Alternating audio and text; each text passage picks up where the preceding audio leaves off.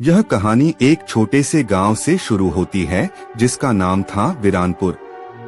यह गांव बहुत ही शांत और प्राकृतिक सौंदर्य से भरपूर था।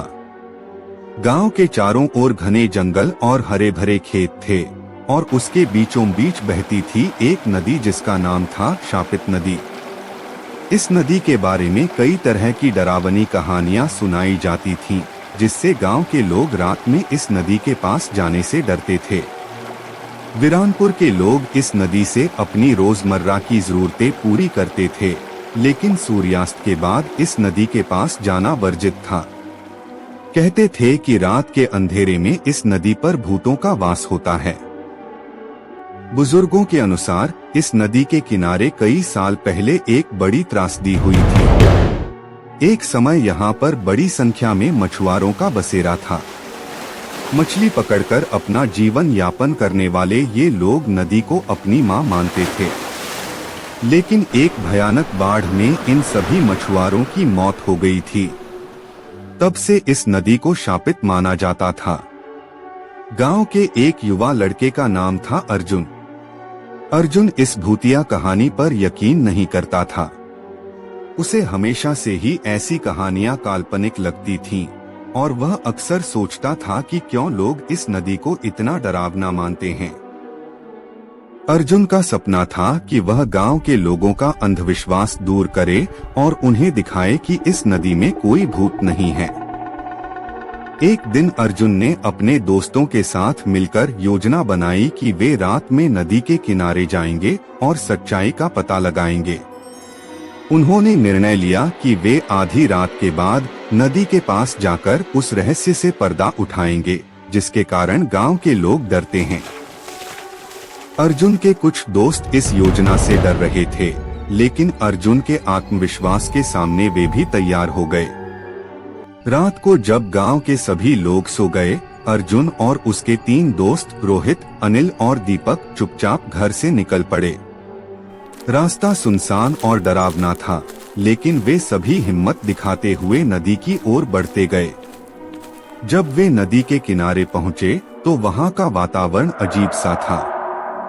हवा ठंडी और सन्नाटेदार थी और चारों ओर अंधेरा छाया हुआ था। केवल नदी का धीमा धीमा बहाव सुनाई दे रहा था। अर्जुन ने सबसे पहले नदी के पानी को छूने का साहस किया। जैसे ही उसने पानी में हाथ डाला, उसे कुछ अजीब सा महसूस हुआ। तभी अचानक नदी के ऊपर से एक ठंडी हवा का झोंका आया और उसे ऐसा महसूस हुआ जैसे कोई अदृश्य शक्ति उसे खींच रही हो। उसके दोस्त भी घबरा गए और वे सब पीछे हटने लगे। तभी अर्जुन की नजर नदी के पानी पर पड़ी। उसे ऐसा लगा जैसे पानी के अंदर कोई परछाई दिखाई दे रही हो। उसकी हिम्मत जवाब देने लगी, लेकिन उसने खुद को संभाला और ध्यान से देखा। वह परछाई धीरे धीरे स्पष्ट होने लगी और उसे एक औरत का चेहरा दिखाई दिया जो उसे घूर रही थी। अर्जुन का दिल तेजी से धड़कने लगा। वह समझ गया कि यहाँ कुछ गलत है। उसकी आंखों के सामने वो डरावनी कहानियां एकदम सच होती दिखने लगी। अचानक नदी के किनारे एक रहस्यमय आवाज गूंजने लगी। यह आवाज गहरी और भयानक थी, जैसे कोई आत्मा उनसे बात कर रही हो। अर्जुन और उसके दोस्त बुरी तरह घबरा गए। नदी से उठने वाली आवाज ने कहा, तुम यहाँ क्यों आए हो? यह स्थान श्रापित है। जो भी रात में इस जगह पर आता है वह कभी वापस नहीं जाता।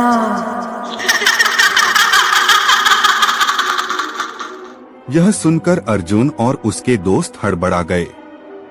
उन्होंने भागने की कोशिश की, लेकिन उनके पैर जमीन पर ठहर से गए थे। उनके शरीर ने जवाब देना बंद कर दिया था। अचानक उन्हें लगा जैसे नदी की लहरें और तेज हो गईं और पानी का स्तर बढ़ने लगा। उनके चारों ओर पानी ने उन्हें घेर लिया और वे बुरी तरह फंस गए। तभी अचानक अर्जुन ने अपनी पूरी ताकत से चिल्लाया, हमें छोड़ दो, हम कुछ गलत नहीं करना चाहते। और उसी पल वह आवाज गूंज उठी, अगर तुमने इस गांव के लोगों को सच्चाई बताई तो तुम्हें छोड़ दूंगी। लेकिन ध्यान रहे, इस स्थान की सच्चाई कोई नहीं जान सकता। यह सुनते ही नदी का पानी वापस नीचे चला गया और अर्जुन और उसके दोस्त अचानक मुक्त हो गए। बिना देरी किए वे लोग तेजी से गांव की ओर भागे। जब वे गांव में पहुंचे तो वे पूरी तरह से थक चुके थे और उनकी हालत खराब थी। लेकिन उन्होंने गांव वालों से उस रात की घटना के बारे में कुछ भी नहीं कहा।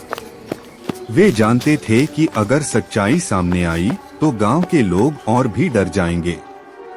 अर्जुन और उसके दोस्तों ने उस रात जो अनुभव किया वह उन्हें जीवन भर याद रहेगा।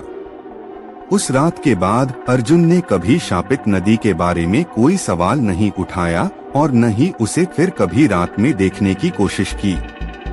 अब वे सभी समझ चुके थे कि कुछ रहस्य ही रहने देने चाहिए।